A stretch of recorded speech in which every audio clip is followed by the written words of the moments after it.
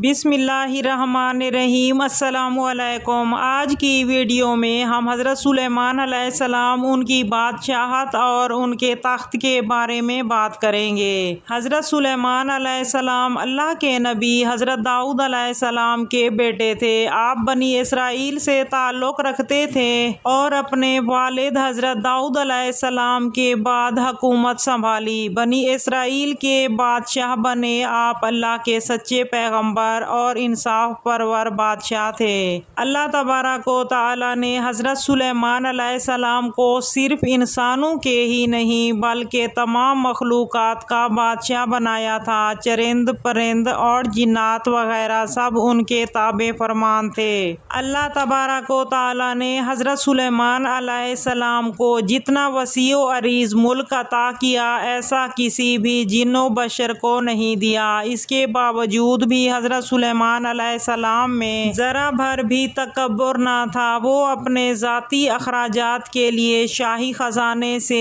ایک پیسہ تک نہ لیتے تھے اور اپنے ہاتھ سے زنبیل سی کر اسے فروخت کر کے گزر بسر کرتے تھے۔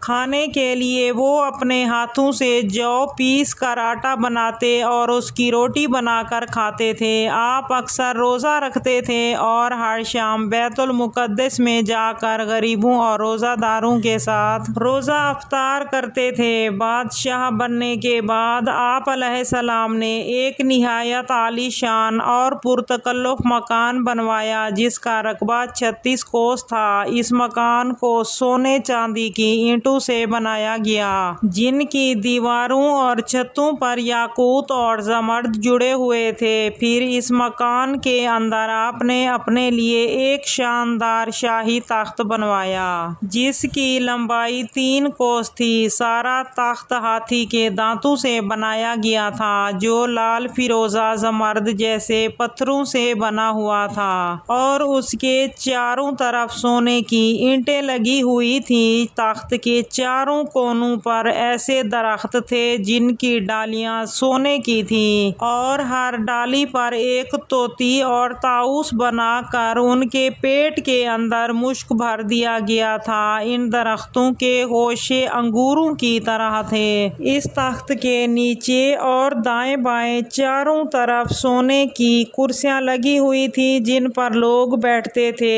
ان کے پیچھے جنوں اور انسانوں میں سے غلام کھڑے کیے گئے تھے۔ یہ تخت جنات نے بنایا تھا جو آپ کی رعایا تھے۔ جب حضرت سلیمان علیہ السلام تاج شاہی سر پر رکھ کر اس عظیم الشان تخت پر قدم رکھتے تو ان کی ہیبت سے تخت اس وقت حرکت کرنے لگتا اور طوطی و طاؤس بھی اللہ تبارک و تعالی کے حکم سے اپنے پر پھیلا دیتے تھے جن سے مشک وغیرہ کی خوشبو نکلتی تھی۔ اللہ تبارک و تعالی کے فضل و کرم سے حضرت سلیمان علیہ السلام ہر جانور کی بولی اچھی طرح سمجھتے تھے۔ جب آپ علیہ السلام تاج شاہی سر پر رکھتے تو تمام پرندے تخت کے اوپر معلق ہو کر آپ کے سر پر سایہ کرتے تھے۔ جس مکان میں تخت سلیمانی تھا اس میں کئی محرابیں تھیں جہاں عابد و زاہد لوگ بیٹھ کر عبادت الہی کیا کرتے تھے۔ حضرت سلیمان علیہ السلام ہمیشہ اللہ تبارک و تعالی کی ان نعمتوں کا شکر ادا کیا کرتے تھے اور ہر وقت اللہ تعالی سے مناجات کیا کرتے تھے۔